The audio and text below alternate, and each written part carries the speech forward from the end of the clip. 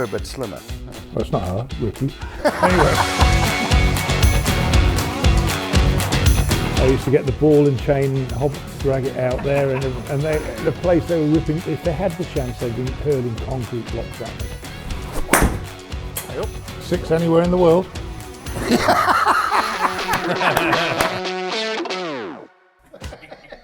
We just had Laura in, and it's funny you coming in. The first time I met you, I caddied for Laura, this must be 25 years ago, when she was a guest on Question of Sport, when it was you and Bill Bowman. Do you know what Bill and I are doing this coming spring? We're doing a series of shows. We're putting it all together. We can't obviously call it Question of Sport, but we can call it William and Beefy or whatever, or Billy and Beefy. Same format. Same format. See if we can trying to get someone like Sue Barker to come back and do Brilliant. it. Brilliant. Do a Talk road about show. it, because it's gone now. Fantastic. Yeah. The show's gone completely. Yeah. It's not. Well, it was actually. Did you ever do that? Did you ever do that Superstars thing? Remember that? Yeah, I did. Did you? Very bad experience I had. Oh, I'm sure, yeah.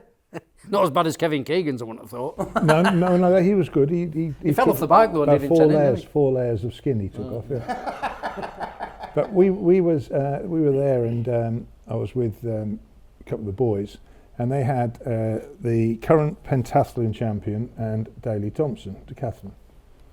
So next thing we get on these canoes. Now me in a canoe. Right? Has to be a bloody big canoe. Yeah, that would have been interesting. In those days, I was actually more sylph-like. Well, you were a bit slimmer. Well, it's not hard, Ricky. Anyway, but we go there and you get in the canoes, and the bell goes and off you go. I did 2 strokes, and next thing I had a frogman looking at me underneath the water. I was tipped the whole thing over, and I'm thinking, now how do I get out of here? Anyway, there's a frogman. He's there, and he comes up, takes me up, done. So yeah, I had a couple of, and the other thing I found strange was when we were coming in, the athletes were going out for a run. And I'm thinking, this is not right, this is cheating. I know what's coming. No, we were coming home. I know what's coming. 5 a.m. And they were going Right, okay. Yeah. So, yeah. Work at the top. Yeah, it didn't go down. No, it wasn't really for me, that. No, I wouldn't have thought it was. But The funniest one was when Daley Thompson ran it, and who's jockey? Johnny Frankham. Oh, Johnny Frankham. So he was the one that I was with most nights. We went out and had fun. But he did this, you got to do a mile or half a mile. And I saw him go sprinting off, and then he disappeared. And then what he did is he jumped out into the crowd, went round the back, and then joined in 100 yards ahead with 50 yards to go. And he nearly lost that, but he just got over. But it was cheating. It was cheating all the way. It was good fun, but I don't think you could take it seriously. And Kevin Keegan, you mentioned that was a bad crash. You'd never get that happening these days, would you? Oh, well, you imagine Liverpool going, what they said, well, we can't play. No. Wrap them up in cotton wool, mate. That wouldn't happen anymore, no chance. Health and safety. But, some of the achievements you've done in your life, I mean, I think something that must have been quite gratifying for you was those walks you did from John O'Groats to Land's End or vice versa. We did 19 of them in total, and it equated to about 10,500 miles. That's London to Sydney. I recommend you fly. But no, it was... I can't do 200 yards now. Which were the toughest one, Beef? Sri Lanka. Really? Well, I knew it was going to be hot, but I forgot to factor in the road heat. Right. So it's 35 degrees, 36 degrees, but with the road factor it took it up to about 55 degrees because the tarmac almost melts. That was really tough. But it was a family affair, so Kath did most of the organisation for the walks, for the first half dozen. Steve Andres, who did the first one, and then I think Kath basically took it over, and then Sarah now runs the whole foundation. Was our beloved Rooster with you? Cockerell, yeah, he was there.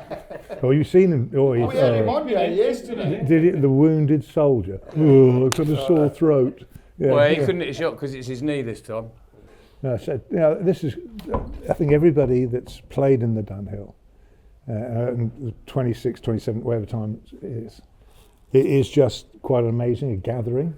Yeah, that's everybody said that. Everybody Family knows affair. yeah, it is, and no one really cares if they don't win, as long as they have a great time. Well, I mean, I was saying earlier to Lammy and Skulky, and I said, what Johan has done for golf, not just in South Africa or Europe, but globally, is quite amazing. Mate, what he's done is what Kerry Packer did to cricket. Yeah. Kerry Packer got rid of the establishment and the ridiculous board rules, and we were paid £200 for a test match. £200. Now you wouldn't scratch your backside for that. Well, you just wouldn't do it. But he changed it, and he took away the rights that they illegally had, as it appeared, and he opened the game up, and he brought in day-night cricket, coloured clothing, and the crowds came flocking back. Otherwise, we'd have probably lost Test cricket 20 years ago if we stayed in that same time warp. So yeah, what Johan's done, without doubt, in my opinion, and talking to a lot of the players, as you know, and the caddies and the guys that I've met over the years, they just think that Johan's a god. When it comes to golf, he's taken it to a new level, and he's remarkable. I must admit, my only experience has been at the MCG. I think it might have been like 1986 or 1988, whatever it is. 86, I think it was, yeah. And I watched you. I think it might have been Bill Athy. Yeah, that's why you opened the batting one day for England, one day, yeah. And I think you made about 92 or something like that. Oh, probably. Yeah. And absolutely pulverised the Aussies, and now we're right in the middle of a load of Aussies, including Mark Gardner, and we're absolutely gloating, loving every minute of it. It was such a brilliant experience, and Mr. Botham, I'd like to thank you for that. It isn't every day you get one of our Aussies, is it? But look, you get my eye in. Pour this shit. They Fill it up. Yeah, that's better. I'll have a glass of that too. With the MCG, people say to you, the best sporting venues you played in, and without doubt the MCG in Melbourne, in my opinion. You go out there, and there's 100,000 on Boxing Day. There's 100,000 screaming convicts, and they all want to rip you apart. And I used to walk out and give it the chains when I walked to the market. I used to get the ball and chain, drag it out there, and the place they were ripping. If they had the chance, they'd been hurling concrete blocks at me. But what's happened is that I spend 5 months in Australia every year now, so I fly back down late October, and I'm there. I commentate for Triple M, which is a radio station. But radio is still very, very much the major source of information in Australia once you go rural. Yeah. So you go into the bush, and unless you've been there and seen it, it's impossible to comprehend the distance that are involved. Sydney to Perth, 5 hours flight. So it gives you, that's more than, it's longer than going to London, Moscow. So Actually, it's similar to LA and New York, is it? yeah. And a 4-hour time change. Yeah. But as much as they hated you, I'm sure that they admired you and respected you in the same breath. Oh, yeah. Well, that's why I work there. Yeah, absolutely. Yeah. And when an Australian says to you, "Well, you're more Aussie than a POM," that's about the biggest compliment you'll ever get from them. You can bat for us anytime. But you did lead the England team out of a dinner once when... I did, yeah. Yes, I remember that. On the eve of the World Cup final, 93. Correct. For some genius decided it would be a good idea to have a big banquet, and there was probably 400, 500, 600 people there. And the Pakistani team and the England team had to attend on the night before a World Cup final. So I got there, and they had this comedian. He was about as funny as pig shit in the front room. But he came on, this guy, and he dressed as the Queen, and with a corgi under his arm, and then literally took the mickey out of the royal family. And I thought, I'm here, World Cup final tomorrow. Why do I want to be here? I don't want to be here. Do I want to listen to this crap? No, I don't. So I got up and walked out in front of everybody. And then the England players grew some gonads and actually got up and followed me. And we went out, about 4 or 5 of us, and we went back to the hotel. the girls had gone for a pre-grand final dinner, and we got there and they were, what are you guys doing here? And we told them, and it made headlines worldwide, but that would never happen nowadays. It shouldn't have happened in those days. But no, that was, and also we lost the final, which didn't really help. Quick story, yeah. I don't know whether you remember this guy, Malcolm Mason, used to caddy for Sam Torres. He came from Bolton, up north. Yes, yeah. And I remember when we played the first ever co-sanctioned event in Australia, and we flew into Perth, and they have that landing card. And you full on. I know exactly what he's going to do. And anyway, get to immigration, and Malcolm's in front of me, I'm behind him. And he goes, immigration guy. And you know, I won't bring it up, but you know very well, anywhere in the world you go, an immigration official doesn't have a sense of humour. So he gets to the desk, the guy goes, "G'day mate, well in Australia?" He's like, "All right, pal." He goes, "Mate, you haven't filled this out correctly." I said, "What do you mean?" "Well, that bit there. Do you or have you ever had a criminal record?" He said, "I didn't know you fucking still needed one to get in this place." I fell on the floor, they hauled him off, he disappeared for an hour. Do you know that the first person to ever do that was John Arlott, Oh, really? commentator? And he was flying in, and they done, in those days it was 7 stops or something to get to Australia. And he put it straight in there, but they just laughed it off when he did it. But that's going back many, many years. But they're a bit touchy about it now. Yeah.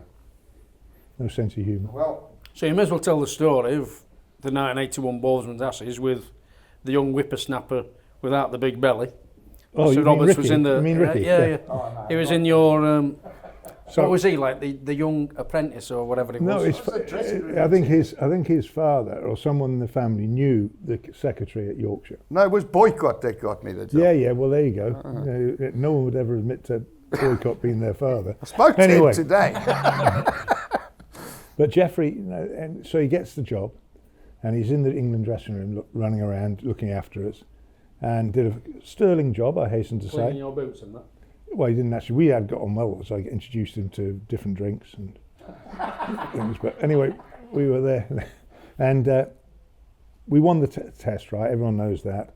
But because we thought we were going to lose it, and the Australians obviously thought they were going to win it, What were the actual odds at the time? It were like. it was a 500 to 1 bet. Yeah. Went up. Yeah. It were that much of a one where. Oh no, we were out of it. Gone. Yeah. 130 runs we set them, and that's all we could get in front.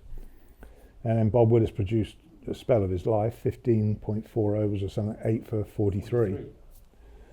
Anyway, we get back in the dressing room to celebrate, and of course the champagne's not in our room; it's in the Australian. Prepared for the Aussies. Yeah. To win. They thought they were going to win. We thought they were going to win. So the young whippersnapper here in those days, I said, "Listen, Ricky, just go across the corridor, knock on the door, be polite, and just say, could the England boys have a couple of bottles of champagne?"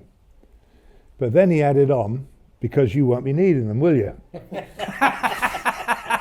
And I sat there and I thought, oh shit, here we go. And Flying horizontal. this horizontally came through the door. And Literally flew him out. Ray Brighton, that Rod Marshall. Ray Bright he was came the through first guy, remember? flat. He had 2 bottles in his hand. He did not spill a drop. Then, as I tell people, would you believe it, that same guy went on to caddy for Ernie Els to his majors, but that's obviously down to the experience he had with the England team. But that was quite amusing when you came through the door. And you're still dining out on that story. Yeah, of course I am. People, I say, Ricci Roberts, does that ring any bells? And they all go, nah. But I said, okay, well, I'm going to find someone somewhere that does. But no, it was good fun. It was good. That was actually a great time, because the country was going through turmoil at the time. If you remember, there was a miners' strike, and cities on fire, and all that came there at that time, and it just changed the whole atmosphere of the country. So it was good. It's amazing how sporting success can change the mood of a country. It's amazing. Yeah, it is. Really I mean, I remember that particular day when you guys ran off the field, we got back in the dressing room, and the carnage outside on the field was just beyond belief. And when you said to Breers, I remember you were sat there, Mike Gattin and Gower, and you said to Breers, tell Ricky to go in there and offer him half the price and pay for them. No, it wasn't a good idea. And I mean, at 16, you're bulletproof, right? Yeah. And I opened that door and I see 15 pissed off convicts sitting there. Well, they weren't happy with what I had to say. But anyway. No, it's probably best you didn't say too much because you probably wouldn't have made it to here now. Well, I'm going to say to you one thing.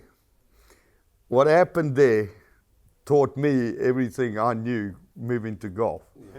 And for that, I can't thank you enough. Respect, Beef. Thank you for joining us. Would you like to go and see if you can beat Kevin Peterson's 340 yards or Pete? Oh no, we're going to say Pete Cam, but Laura Davis hit it to just 1 hit to foot. 1 foot 6 inches.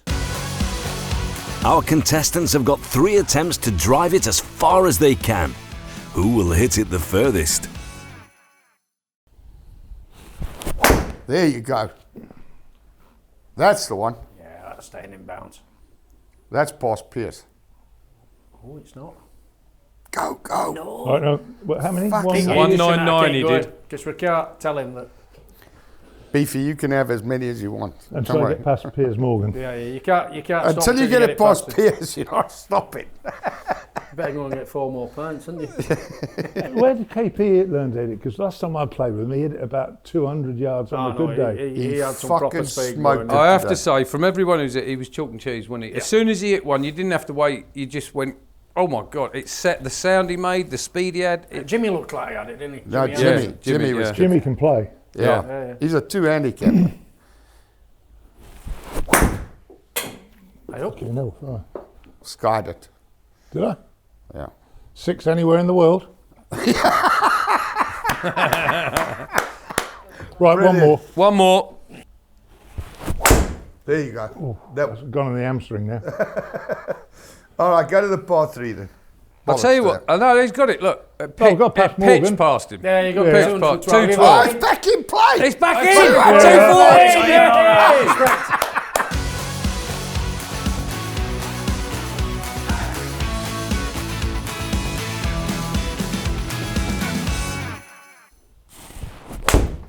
Oh, hello.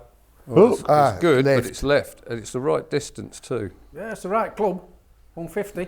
all right, we'll have one more go. One more go, yeah. I'm going to have to have a rest. Yeah.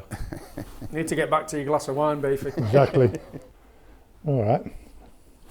Come on, give it your best shot. There we go. Oh, it's, Here we go. It's get up, Oh, go, get up a bit, up. up a bit, up a bit, up a bit. Just short. I'm having one more. Not uncompetitive. Too Yeah, competitive. that's eh? it. Not wrong with that, Beefy. Nah, it's heavy. Stupid game.